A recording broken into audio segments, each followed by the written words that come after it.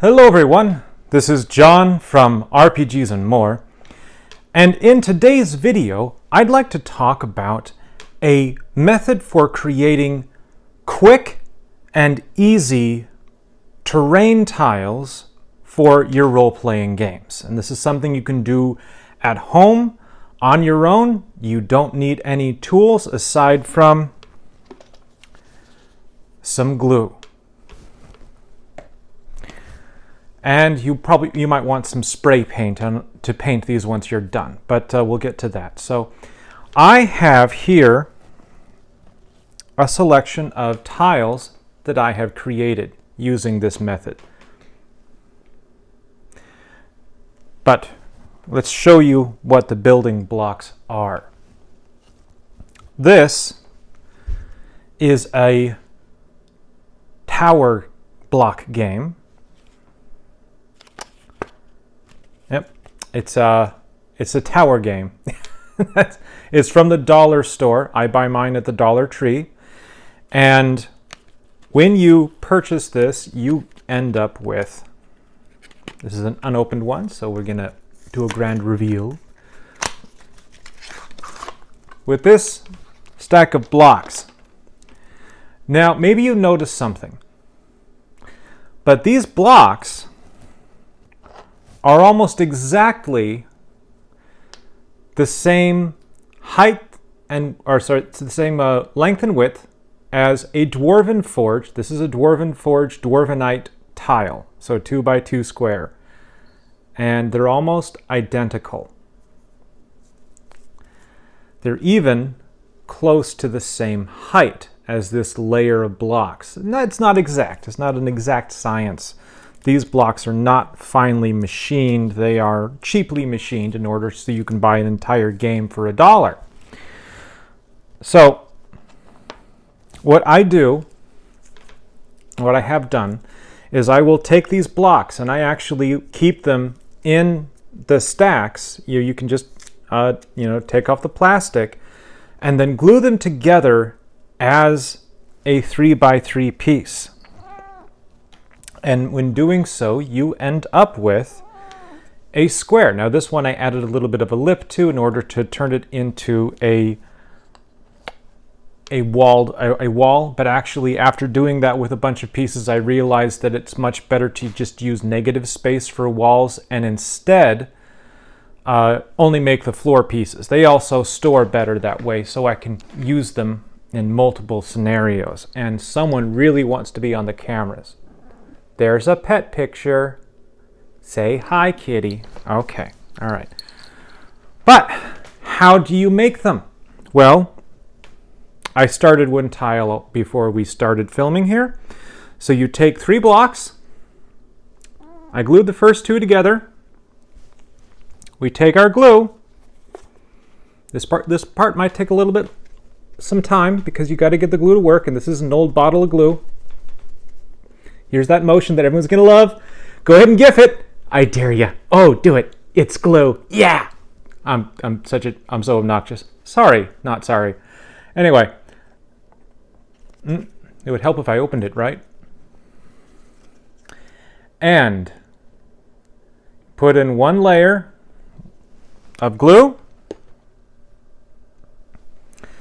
And we take our tile, we carefully place it so that the ends are even and the front and back are as even as you can get it.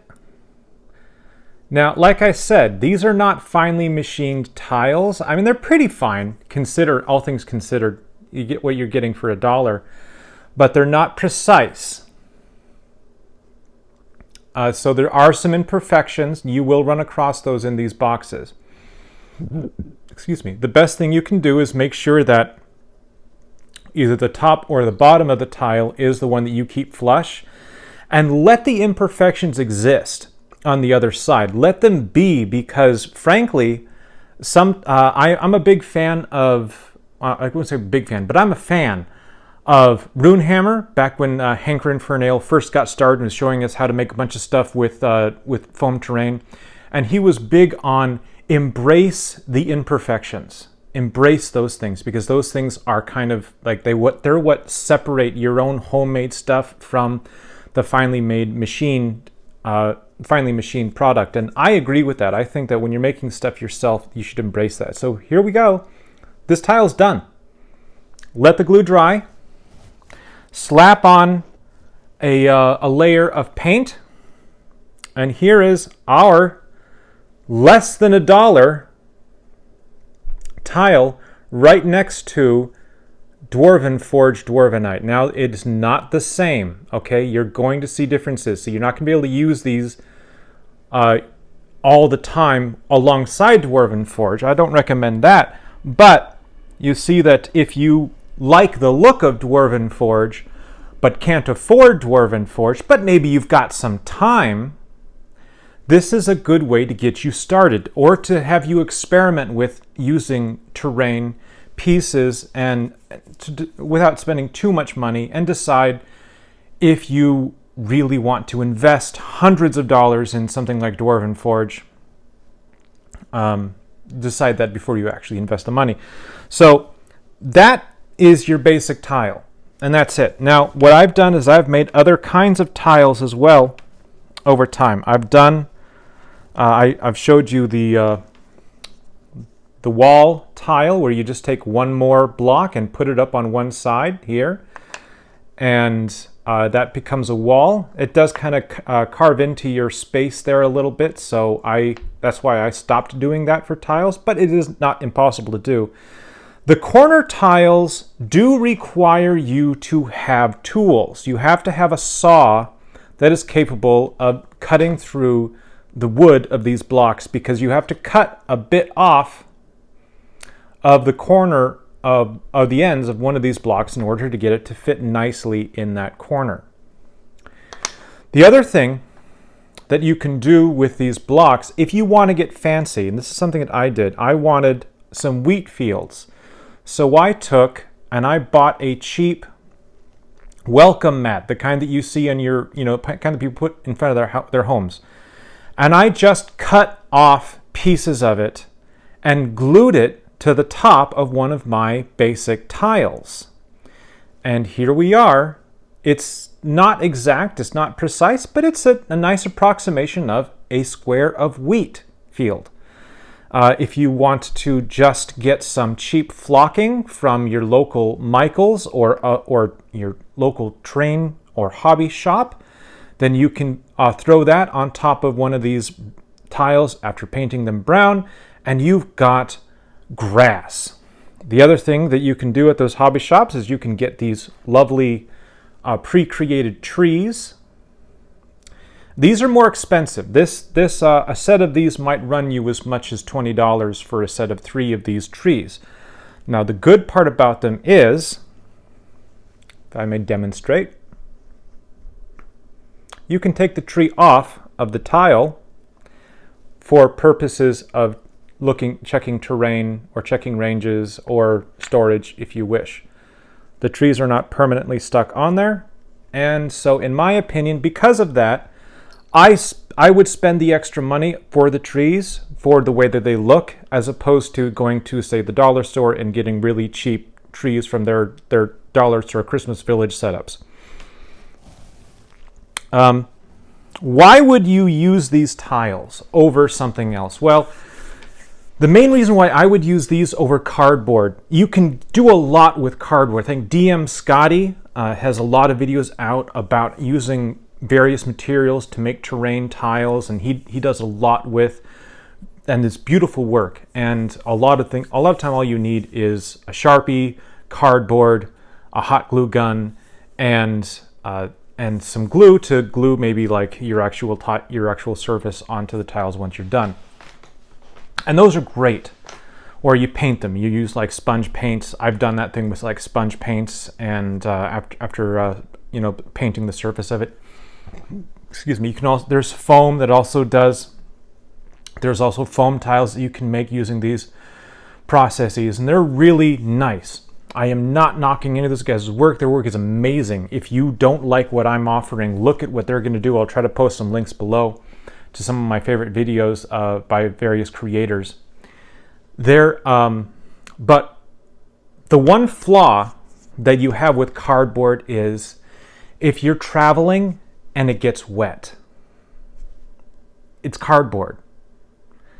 If you're, and it's also just, it's light. It's a bit flimsy at times. It can get knocked around. It can get bent. And once cardboard is bent, you never really get it back to where it was. Foam is a little bit better for that. I've used that to make some terrain tiles and had some success. But foam has this thing where you can't use spray paint to paint it. So the painting process is a lot more laborious and a lot more messy. And I know I was living in an apartment at the time where I didn't really have a workshop space. So I had to decide, am I going to eat my dinner at the dinner table, or am I going to use it as a workshop for a couple of days and eat dinner in a chair? Thankfully, I was able to make that choice because I don't have a partner with me right now.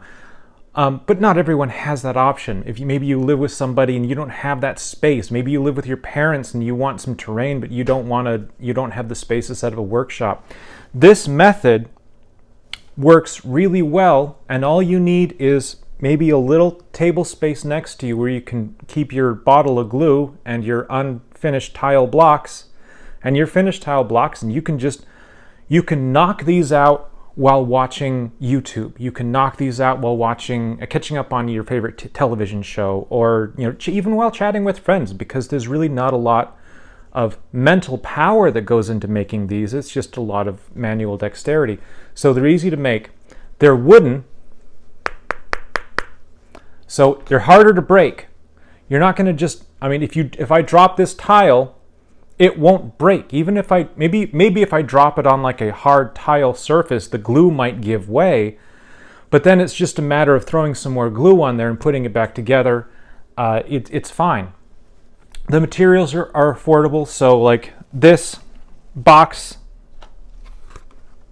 is $1, maybe $1.20, $1.10 now. This is also $1, $2. And you've got yourself the ability to make 1, 2, 3, 4, 5, 6, 7, 8, 9, 10, 11, 12 dungeon tiles. Spend a little bit more money, you'll get more tiles. So that's kind of nice. The other thing is the finishing touch to these, if you want to have tiles with color on them, the finishing touch doesn't have to be any more complicated than spray paint. I went a bit more fancy with the flocking and the trees because I like that sort of thing. But looking back on it, I used those once in a game. And I would have to be really creative in order to come up with more circumstances where I would use these again, which I might do in one of my solo games in the future. But I never really used the tiles with the walls on them. I never really used these all that much because I started to get worried because the flocking was coming off of the flocked pieces, and I didn't seal it properly, and that's my fault. You can seal it properly.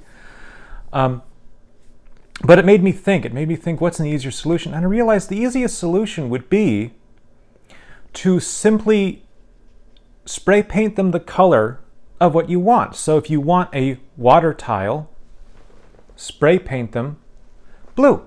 If you want a grass, green. If you want a road or dirt, brown. And if you want a cavern or cave piece, you spray paint it gray.